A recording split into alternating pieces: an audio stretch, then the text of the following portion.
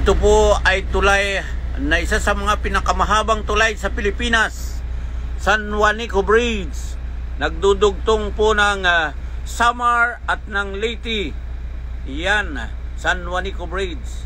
Ito po ay may habang 2.8 kilometers. Kaya po dito na nagdadaan ang mga sasakyan. Dati po maraming sasakyan ay sinasakay sa barko galing ng Manila to Tacloban. Ngayon po ay marami nang sa land trip lang nadaan. Maging mga truck, mga bus at ng mga private vehicle. Yan, ito po ang San Juanico Bridge, isa sa mga pinakamahabang tulay sa Pilipinas. Yan, maganda po. Ito po ay ipinagawa ng dating Presidente Marcos Sr. Yan, ito po ang San Juanico Bridge. Yan, may simbahan pa po doon sa baba. Oh, yung gusto magpakasal, mag-request lang na dyan ikasal.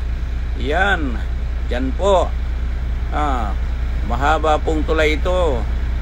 Yan, at si Dante Baruna ay dito tumalon sa tuktok na yan. Umakyat pa siya sa taas para tumalon. Ang hari ng stuntman Dante Baruna. Yan. Nandito po tayo ngayon sa San Juanico Bridge. Yun, may nasiraan pa o nagpipicture, baka nagpipicture lang. Huwag kayo po dyan at bawal dyan. Oh. Yan, dyan dito po sa mga pinakatuktok na ito tumalon si Dante Baruna. Yan, nakaya niyang talunin ang San Juanico Bridge. Kaya po nagkaroon ng sikat na pelikula si Dante Baruna dahil sa San Juanico Bridge, hari ng stunt. Yan.